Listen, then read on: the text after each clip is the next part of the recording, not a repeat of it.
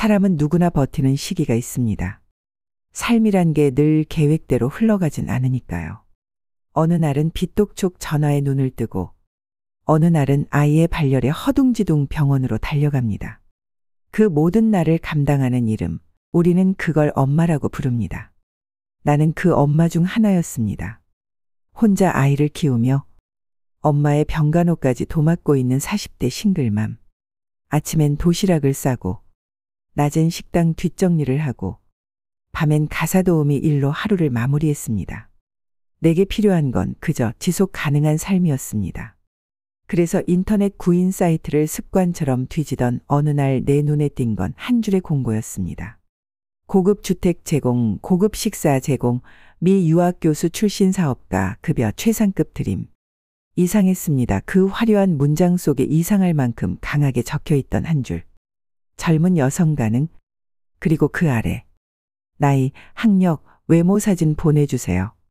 처음엔 망설였습니다. 설마 싶었죠. 하지만 아이의 운동화가 닳아 떨어진 걸 보며 나는 문득 다시 그 공고로 돌아갔습니다. 아무리 생각해도 이상했지만 혹시나 이번만큼은 진짜일지도 모른다는 마음에 나는 메시지를 보냈습니다. 그날 밤 전화가 왔습니다. 지방이시죠? 그래도 내일 면접 오실 수 있으세요? 지금 사람이 급해서요. 이상했지만 그 급하다는 말에 흔들렸습니다.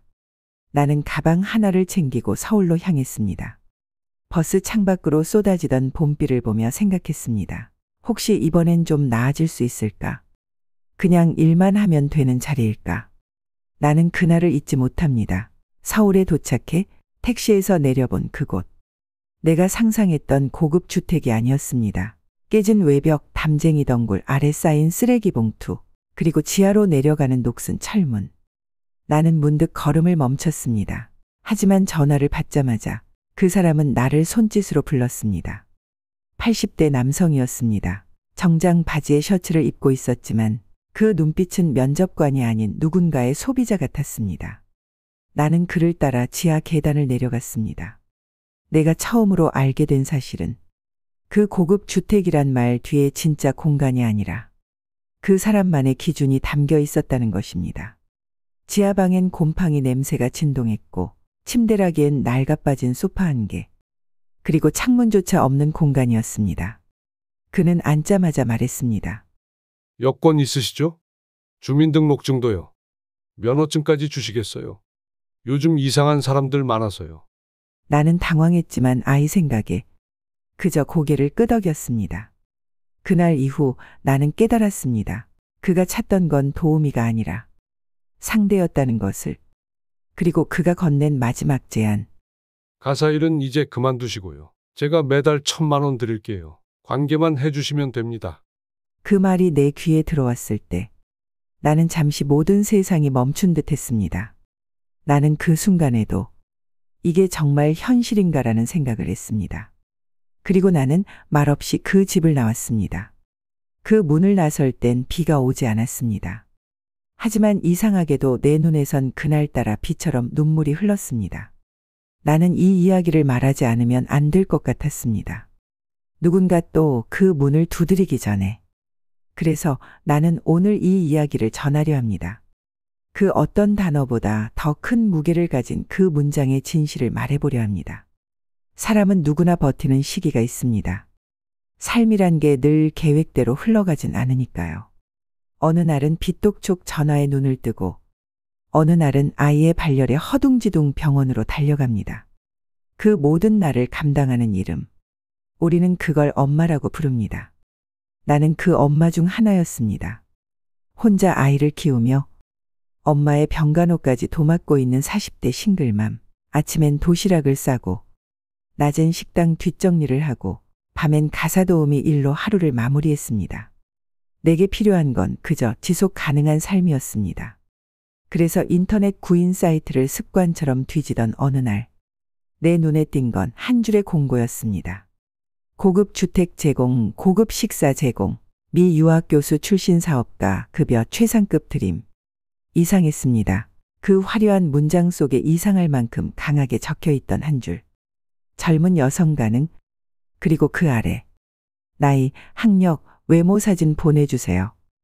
처음엔 망설였습니다. 설마 싶었죠. 하지만 아이의 운동화가 닳아 떨어진 걸 보며 나는 문득 다시 그 공고로 돌아갔습니다.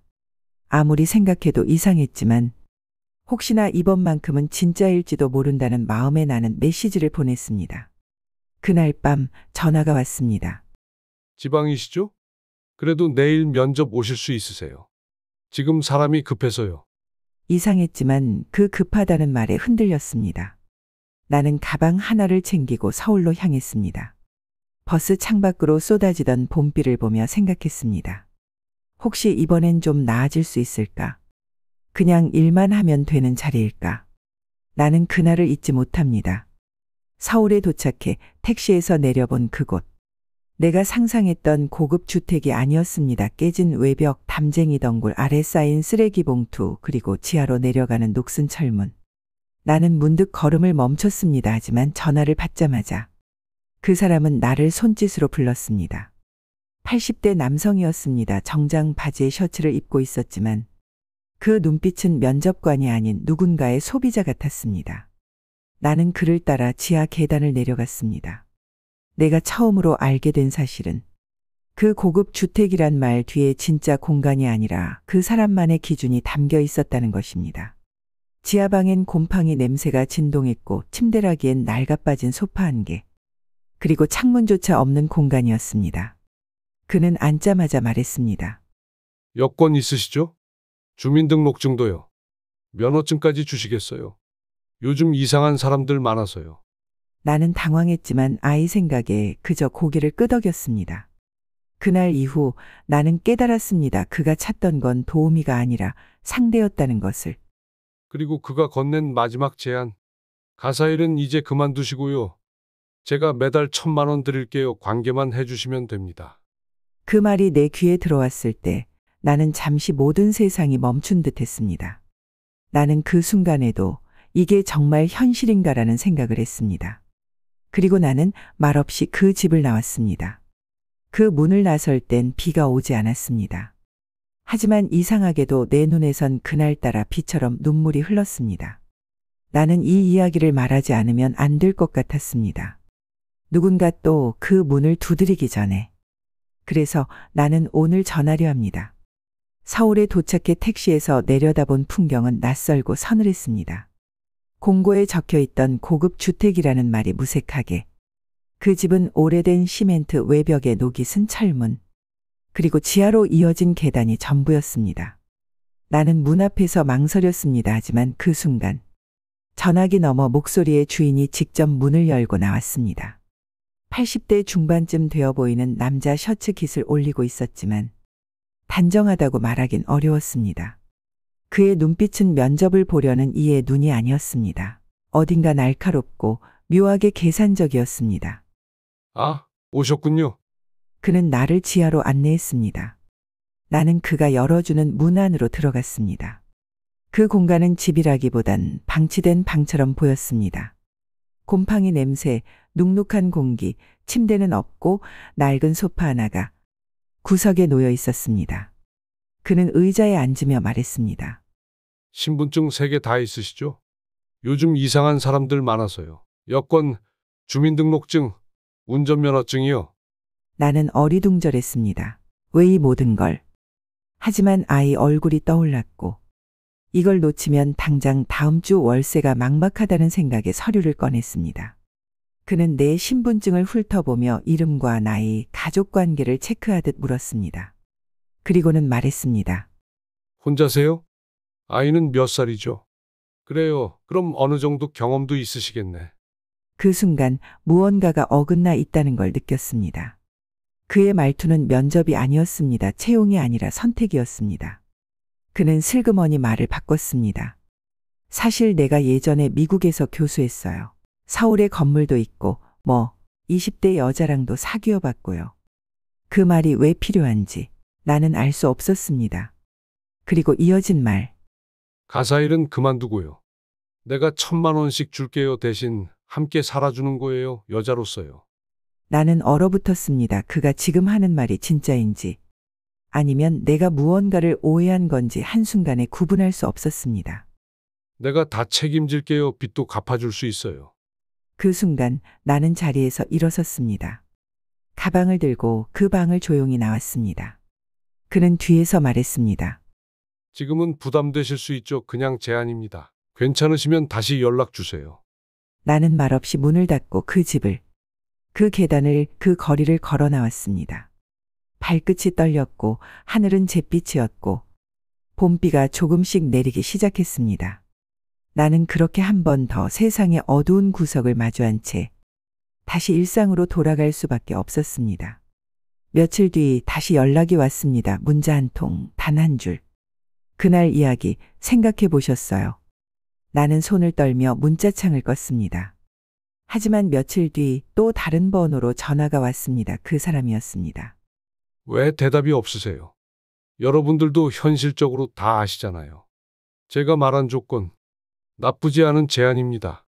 나는 숨을 깊게 들이쉬었습니다. 그리고 조용히 말했습니다.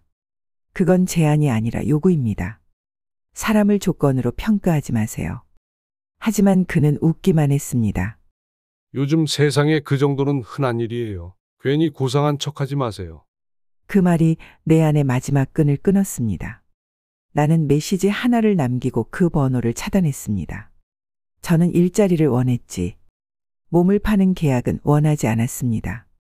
그리고 며칠 후 한 커뮤니티 게시판에 익명으로 글을 올렸습니다. 입주 가사 도우미를 가장해 성적인 제안을 한 80대 남성에 대한 이야기입니다. 글은 빠르게 공유되었고 모방송사 제작진에게서 연락이 왔습니다. 내가 입을 연 이유는 단 하나 나처럼 또 다른 누군가가 그 함정에 빠지지 않길 바랐기 때문입니다. 그 사람은 부인했습니다. 그런 적 없다. 요즘 가사 도우미들 중에 이상한 사람이 많다고. 하지만 나는 말했습니다. 내가 이상했던 게 아니라 그 상황이 이상했던 겁니다. 이건 단순한 개인의 일탈이 아니라 절박한 여성을 향한 구조적인 폭력이었습니다. 그는 나에게 말했습니다. 자녀는 필요 없어요. 여자가 필요해요.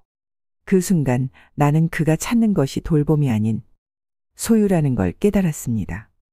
돈으로 사람을 살 수 있다고 믿는 그 시선, 그 잔인한 환상이 한 사람의 생계를 미끼 삼아 얼마나 쉽게 무너뜨릴 수 있는지를 나는 너무 가까이서 봐버렸습니다. 나는 그날 밤 한참을 창밖을 바라보며 앉아 있었습니다. 아이의 얼굴이 떠올랐고 병실에서 잠든 엄마의 손등이 떠올랐습니다. 내가 입을 닫는다면 누군가 이 상황을 또 겪을 수 있다. 그 생각 하나로 나는 다시 핸드폰을 들었습니다. 불쾌했지만 그의 문자에 조용히 답장을 썼습니다. 그건 제안이 아니라 모욕입니다. 다신 연락하지 마세요. 그가 보낸 마지막 메시지는 간단했습니다. 승낙하시면 그때 돌아오세요. 나는 숨이 막혔습니다. 한 사람의 삶을, 한 여자의 생계를 승낙이라는 말로 거래하려는 그 뻔뻔함에. 하지만 이번엔 나는 침묵하지 않기로 했습니다. 어느 날 커뮤니티 사이트에 글을 썼습니다. 처음엔 손이 떨렸고 혹시 내가 오해한 건 아닐까 수십 번 망설였습니다. 하지만 올렸습니다. 있는 그대로, 사실대로. 입주 가사 도우미를 빌미로 한 성적 제안을 받은 이야기입니다. 지금도 그 공고는 올라와 있습니다. 누군가 또 당하지 않게 알리고 싶습니다. 글이 퍼졌고 기자가 연락을 주었고 그날의 이야기가 모방송으로 나가게 됐습니다.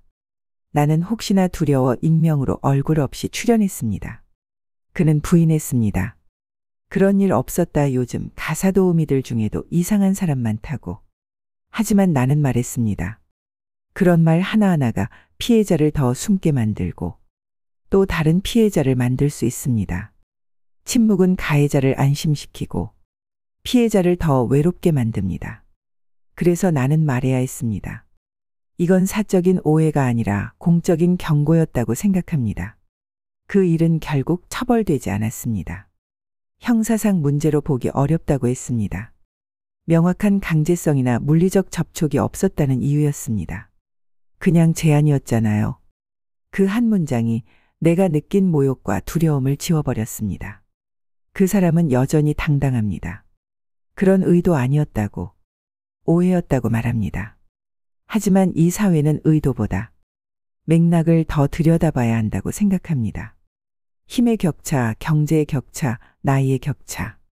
그 모든 불균형 위에 쌓인 말들이 한 사람의 인생을 얼마나 뒤흔들 수 있는지 우리는 더 이상 외면해선 안 됩니다. 나는 절박했습니다. 그래서 응했습니다.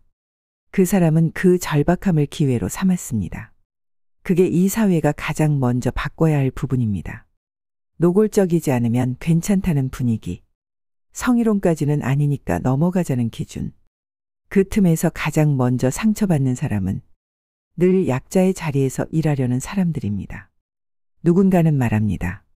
그런 상황이면 그냥 거절하면 되지 않았냐고. 하지만 말뿐인 거절이 진짜 해방이 되는 건 아닙니다. 거절해도 다음 피해자가 생기는 구조라면 그건 여전히 안전하지 않은 현실입니다. 그래서 우리가 해야 할 일은 사건을 넘기는 게 아니라 구조를 멈추는 일입니다. 어떤 말이 상처였는지, 어떤 태도가 공포였는지 들여다보는 눈이 더 많아질수록 이런 일은 줄어들 수 있습니다. 나는 내가 겪은 일을 통해 이 사회가 조금은 더 깨어났으면 합니다.